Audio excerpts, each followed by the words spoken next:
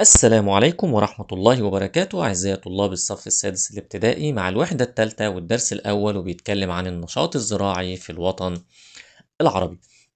تعالوا نركز يا جماعة في أول حاجة في الدرس لازم نعرفها إن الوطن العربي قالك بيمتلك العديد من الثروات زي إيه؟ قالك زي الثروة الحيوانية، إيه كمان؟ قالك السمكية والمعادن ومصادر الطاقة، وبيتنوع أيضا الأنشطة الاقتصادية زي قالك النشاط الزراعي، السياحي، الصناعي، التجاري. وهنبدأ طبعا في الدرس ده بالنشاط الزراعي. تعال نشوف مقومات الزراعة. قالك عندنا مقومات طبيعية ومقومات بشرية. يبقى مقومات الزراعة عندنا مقومات، قلنا مقومات طبيعية وقلنا كمان مقومات بشرية. طب المقومات الطبيعية زي قال لك زي المية العذبة، زي التربة الخصبة، زي تنوع المناخ. طب المقومات البشرية قال لك الأيدي العاملة المدربة، رأس المال، الأسواق، وسائل النقل، وإيه كمان؟ والمواصلات. طيب هل المقومات دي موجودة في الوطن العربي؟ طبعا. قال لك يمتلك الوطن العربي منذ القدم كل مقومات الزراعة الأساسية. يعني إيه؟ قال لك يعني كل العوامل اللي تساعد على نجاح الزراعة، مما جعل الوطن العربي موطن للاستقرار البشري. بس قال لك لا، ومهد لقيام الحضارات مزدهرة زي الحضارة المصرية القديمة. طب تعال نشوف أول حاجة بقى المقومات الطبيعية. رقم واحد المية العذبة. طب المية العذبة دي زي ايه؟ قال لك زي الأنهار. ايه كمان؟ قال لك المياه الجوفية. ايه كمان؟ قال لك مياه الأمطار. يبقى إذا المياه العذبة بتتوفر في الأنهار، في المياه الجوفية، في مياه الأمطار. طب الأنهار زي ايه؟ قال لك زي نهر النيل في مصر والسودان، نهر دجلة والفرات في العراق. طب المياه الجوفية موجودة فين؟ قال لك في الواحات. طب مياه الأمطار قال لك في بلاد المغرب وإيه كمان؟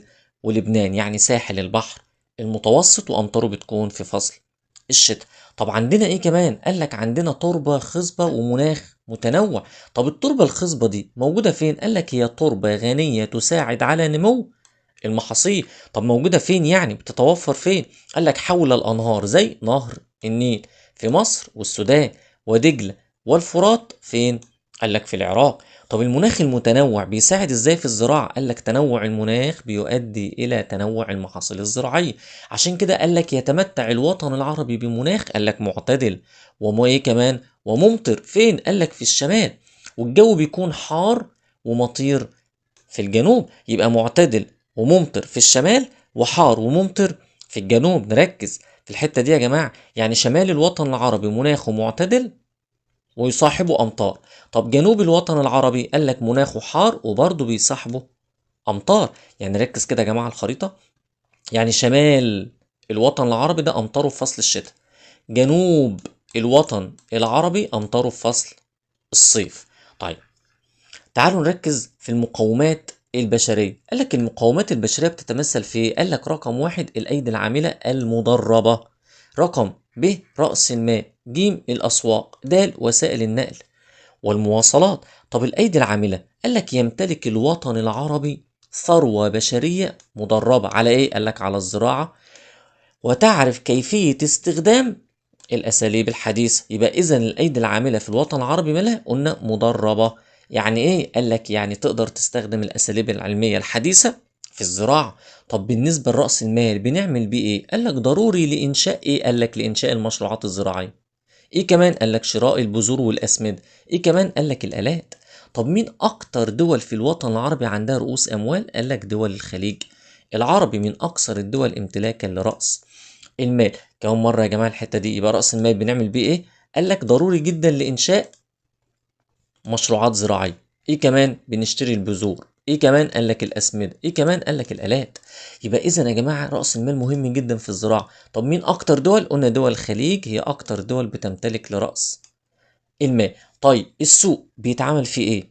قال لك بيتم فيه بيع وتسويق المنتجات الزراعية. ما انا لازم ابيع عشان اخد فلوس، عشان الايدي العاملة، وعشان اجيب بذور واسمدة والات، وتفضل دورة شغالة. طب ايه الدليل؟ قال لك بيترتب على بيع المنتجات زيادة الانتاج الزراعي ومنافسة الدول ايه كمان الاخرى. يبقى كل مزرع وبيع ده بيساعد على زيادة الانتاج الايه الزراعي ونافس الدول الايه الاخرى. طب وسائل النقل والمواصلات بستخدمها في ايه؟ قال لك بتساعد على نقل المحاصيل من المزارع الى الاسواق قبل ان تتلف. يبقى اذا المواصلات دي يا جماعه مهمه ولا مش مهمه؟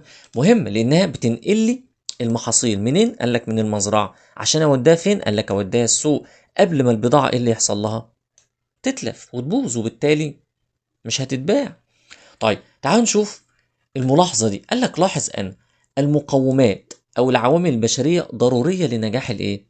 الزراعة، وهي تكمل العوامل الطبيعية. يبقى العوامل البشرية مهمة زي ما العوامل الطبيعية مهم، والاتنين مع بعض احنا محتاجينهم عشان يحققوا نجاح كبير في الزراعة في الوطن العربي.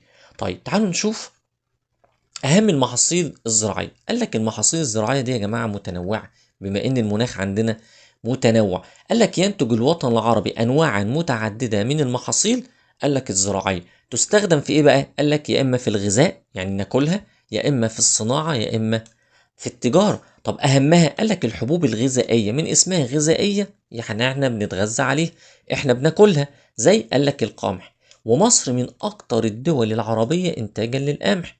طب القمح ده بيدخل في صناعة ايه؟ قال لك صناعة الخبز اللي هو العيش يعني. يبقى كمان مرة يا جماعة احنا قلنا الحبوب الغذائية زي مين؟ قلنا زي القمح. طيب مين أكبر دولة عربية إنتاجا للقمح؟ قلنا مصر. طب بتستخدمه ايه؟ قال لك بتستخدمه في صناعة الخبز. طيب المحاصيل السكرية يعني اللي بنجيب منها السكر، زي قال لك قصب السكر، ويزرع في مناطق متعددة من صعيد مصر عشان المناخ بتاعها بيكون حار، لأن قصب السكر محصول صيفي، ويستخدم بشكل رئيسي في صناعة السكر. وهو هنا طبعا جايب صورة اهوت لقصب السكر، وهنا صورة للقمح. طب رقم 3 قال لك محاصيل ايه؟ قال لك محاصيل الألياف. يعني ايه محاصيل الألياف؟ يعني القطن.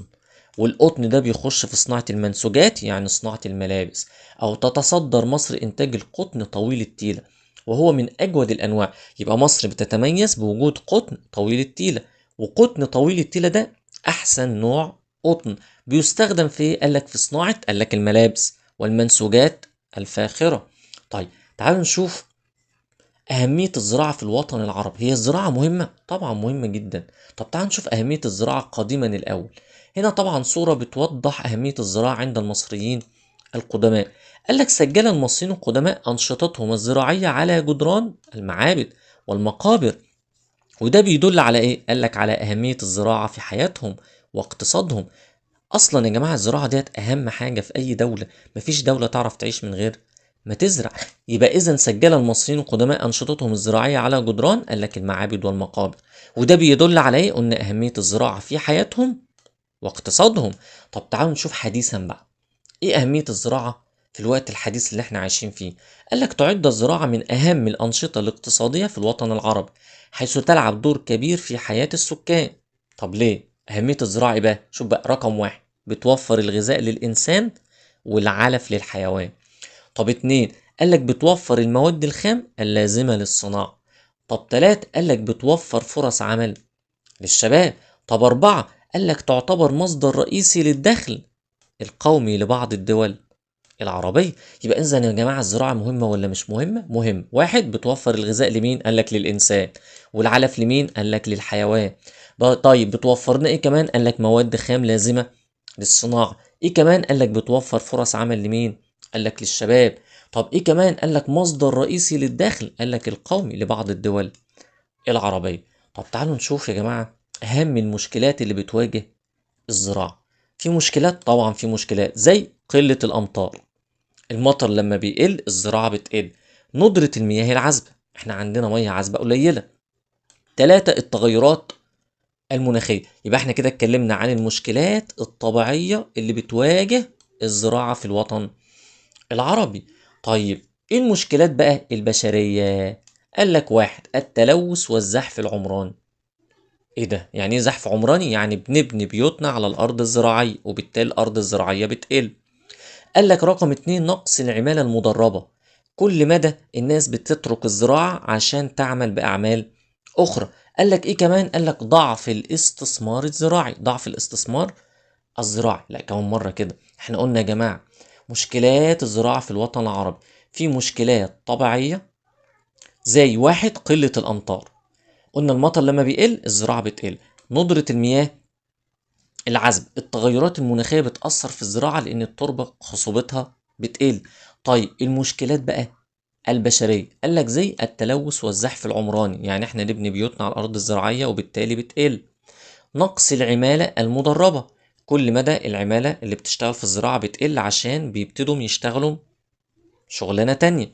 ضعف الاستثمار الزراعي، كله بيتوجه إلى الصناعة والتجارة أكتر، وده طبعا مشكلات كبيرة جدا بتواجه الوطن العربي، سواء مشكلات طبيعية أو مشكلات بشرية. طب تعال نشوف بقى جهود الدول علشان تحل مشكلات الزراعة. قال لك جهود بعض الدول العربية لحل مشكلات الزراعة. قال لك تعمل الدولة العربية على حل مشكلات الزراعة. الدليل واحد، قال لك استخدموا أساليب ري حديث زي الري بالرش والتنقيط. ده يا جماعة اللي في الصورة ري بالرش. رقم اتنين، قال لك بناء سدود وخزانات. ليه؟ هنخزن فيها المية ونطلعها وقت الحاجة علشان نزرع بيها. قال لك استصلاح الأراضي الصحراوية، يعني الأرض الصحراوية نحولها لأرض زراعية خصبة. قال لك استخدام بذور مقاومة للتغيرات المناخية، وبدأوا يصنعوها فين وينتجوها فين؟ قال لك في المعامل. معالجة مياه الصرف عشان يستخدموها في الزراعة. تحلية مياه البحر عشان برضو يستخدموها في الزراعة. يبقى تاني يا جماعة، جهود بعض الدول العربية لحل مشكلات الزراعة. قلنا واحد، استخدام أساليب ري حديثة زي الري بالرش والتنقيط. بناء إيه كمان؟ السدود والخزانات. استصلاح أراضي قال لك صحراوية. استحداث بذور مقاومة للتغيرات المناخية فين؟ قال لك في المعامل. معالجة مياه الصرف عشان نستخدمها في الزراعة. تحلية مياه البحر برضو عشان نستخدمها فين؟ قال لك في الزراعة. طب ايه اهم المشكلات القومية لحل مشكلات الزراعة بقى فين؟ في مصر. احنا اتكلمنا على الوطن العربي، عايزين نتكلم بقى في مصر. مصر عملت ايه؟ قال لك واحد، مشروع مستقبل مصر للزراعة الايه؟ المستدامة. طب المشروع ده بيهدف لايه؟ قال لك استصلاح اكتر من 1,000,000 فدان باستخدام طرق الري الحديثة والطاقة النظيفة اللي بتحافظ على البيئة زي الطاقة الشمسية. ودي صورة اهي بتوضح الزراعة الحديث. طيب المشروع ده فين؟ قال لك هو جزء من مشروع الدلتا الجديدة، يبقى هيعملوا دلتا جديدة زي اللي احنا عايشين فيها. طيب أهميته، قال لك يساعد في تحقيق الأمن الغذائي. يعني ايه؟ ما انا لما ازود مساحة الأرض الزراعية الإنتاج هيزيد، وبالتالي هحقق الأمن الايه؟ قال لك الغذائي. طب رقم اتنين، قال لك توفير فرص عمل للشباب. ما الزراعة دي عشان أعمل مشاريع محتاج عمال ومحتاج ناس تزرع، وبالتالي هوفر فرص عمل. كمان يا جماعة مرة المشروع ده، احنا قلنا المشروع اللي بنتكلم عنه في مصر اسمه مشروع الدلتا الجديدة، هيستصلح قد ايه؟ قال لك 1,000,000 فدان. طيب هنزرعها ازاي؟ قال لك عن طريق الري اللي يا جماعة الحديث والطاقة ايه كمان؟ النظيف. طب أهمية المشروع ده ايه؟ قلنا رقم واحد، تحقيق ايه يا جماعة؟ قال لك تحقيق الأمن الغذائي. اتنين، قال لك هيوفر لنا فرص عمل للشباب. طب المشروع التاني يا جماعة، قال لك مشروع توشكا. مشروع توشكا ده بيهدف ليه؟ قال لك استصلاح آلاف الأفدنة بالصحراء الغربية اعتمادا على مياه نهر النيل.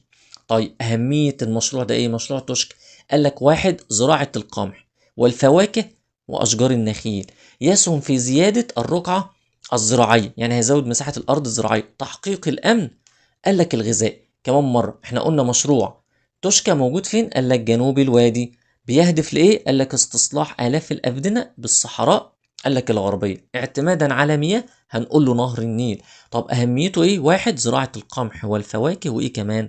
والنخيل. بيساهم في إيه كمان؟ زيادة الرقعة الزراعية، يعني زيادة مساحة الأرض الزراعية. تحقيق كمان الأمن الغذائي.